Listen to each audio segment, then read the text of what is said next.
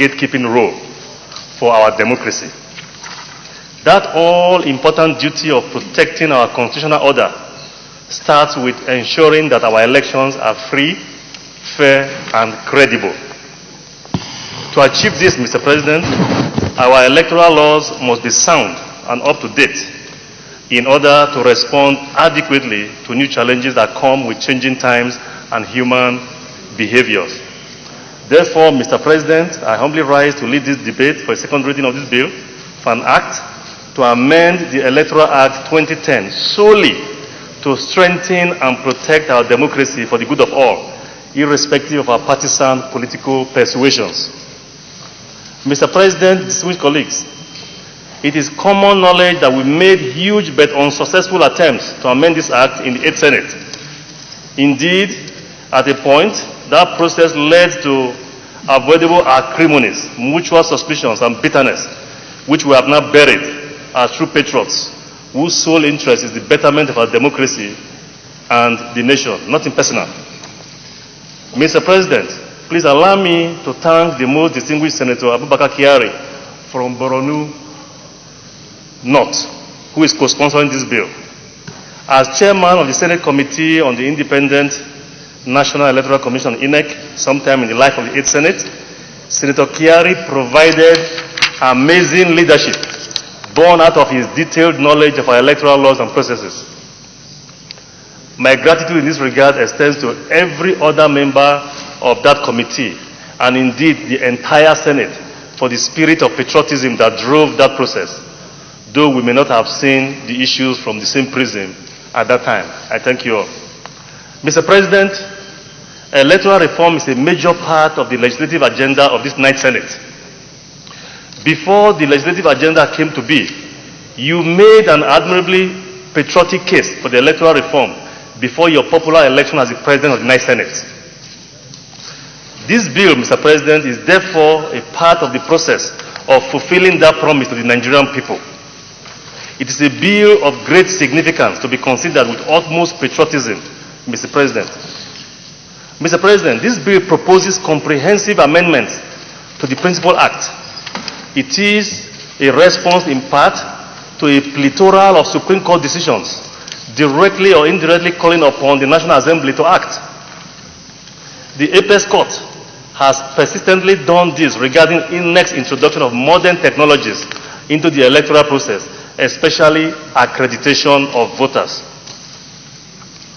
Mr. President, though not exhaustive, by this bill we seek to A, ensure that the Act clearly forbids members of political parties from taking up employment in INEC. 2, mandate INEC to publish the voters' register for the public scrutiny at every registration area, or ward as we may call it, and on its website at least 7 days before a general election. C, mandate INEC to suspend an election in order to allow a political party that lost its candidate before or during an election to conduct a fresh primary to elect a replacement or a new candidate. D, grant agents of political parties the right to inspect original electoral materials before the commencement of an election. E, grant political parties that nominated candidates for an election a right exercisable within a specific time frame. Grant political parties that nominated candidates for an election a right exercisable within a specified time frame to inspect its identity/logo appearing on samples of relevant electoral materials proposed to avoid incessant cancellation of elections due to exclusion of parties from election due to printer's error or deliberate mischief of not including the logos of some parties on electoral materials.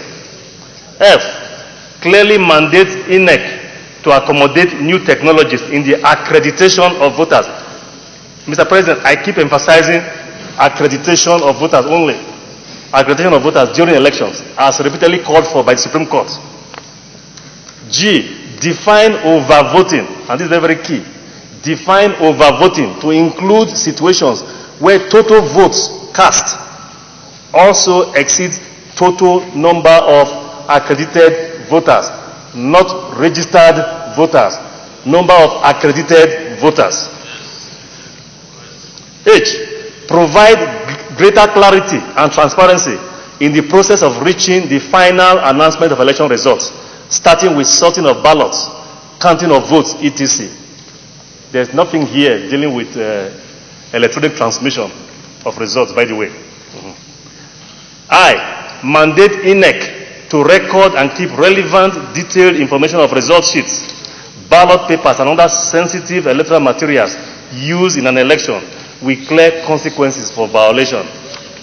J, enact a new section 87 dealing with nomination of candidates by parties for elections by prescribing maximum fees payable by aspirants, and restricting nomination criteria strictly to relevant provisions of the Constitution. That's very key. K, clarify that under Section 138(1)(a) of the Principal Act, let me quote, a person shall be deemed to be qualified for an elective office, and his election shall not be questioned on grounds of qualification if, with respect to a particular election in question, he meets the applicable requirements of sections 65, 106, 131, or 177 of the Constitution of the Federal Republic of Nigeria 1999 as amended, and he is not, as may be applicable, in breach of section 66, 107, 137, or 182 of the Constitution of the Federal Republic of Nigeria 1999. Mr. President, what this means is we are going to be limiting qualification and disqualification to the requirements of the Constitution only. We are not going to allow anybody to read or import any other requirement into the Electoral Act that is otherwise not provided for in the Constitution. I, provide sanctions for giving false information for purposes of registering a political party, and ensure that failure by INEC and others to comply with any provision of the Act carries clear and adequate sanctions. Mr. President, distinguished colleagues, as already indicated, there are these are some of the highlights of the bill. The bill has 26 clauses, carefully drafted to cure specific mischiefs that are plaguing our elections and electoral process. Mr. President, the sole interest here is to reason together as true representatives of our people in synergy with the executive branch, and ultimately to give this country a modern electoral law that is fully responsive to identify challenges in the electoral process. We can and should do this in the best interest of our people. None of us, Mr. President, will be here forever, but our work here will speak for us in history. Mr. President, in compliance with Order 773 of the standing orders, I state that this bill has no financial implications. Accordingly, there is no accompanying financial compendium. For the greater good of this great republic, I hereby humbly move for the second reading of this bill to be taken. I so move, Mr. President. Senator Michael Nachi.